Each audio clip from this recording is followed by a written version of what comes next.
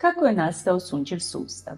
Sunčev sustav nastao je onda kada je nastalo i Sunce, prije 4,5 milijarde godina. A evo i kako. Sunce je zvijezda, a zvijezde nastaju u skupinama kada se svemirski oblak plina i prašine počne urušavati. Gravitacija je glavna sila koja vodi ovaj proces. Kako se oblak urušava, tako nastaju sve gušće i gušće grudice od kojih će u konačnici nastati zvijezde. Kako se grudice sve više skupljaju, tako postaju manje i gušće i temperatura im raste. Zato što se smanjuju, počinju se sve brže i brže okretati, poput klizačice koja u pirueti skupi ruke i tako ubrza svoje okretanje. Zbog toga što se tako brzo okreću, oko tih beba zvijezda nastaje disk, poput nekog tanjura. Kako se taj disk hladi, u njemu se plin počinje oblikovati u tekuće kapljice i kruta zrnca. U tome disku stvaraju se planeti.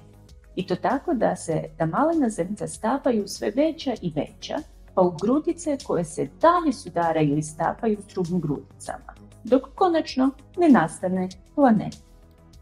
Zato što sve u disku kruži u istome smjeru, u konačnici svi planeti kruže oko Sunca u istome smjeru u ravnini diska.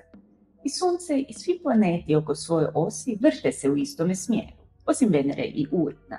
Njihovu putanju mogli su obrnuti sudari s drugim ranim planetima, a u slučaju Venere na to su mogle utjecati i jake plimne sile u njezinoj atmosferi koje uzrokuje Sunce.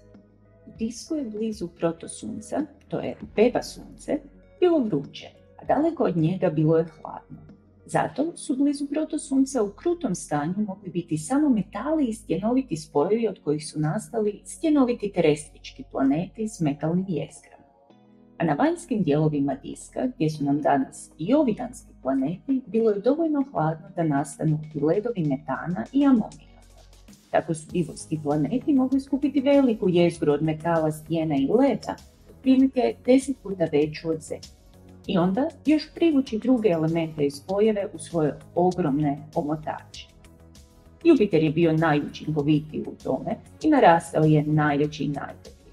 A zato što je tako velik, uz njega se nije mogao razviti planet, nego je ostao raspršeni pojas asteroida, malih tijela iz ranog Sunčeva sustava koja se nisu uspjela spojiti u planet. Slično je i Neptun utjecao na Kuiperov pojas, a Oertov oblak poprimio je oblik oblaka, a ne diska, zahvaljujući prolascima drugih zvijezda blizu našeg Sunčeva sustava.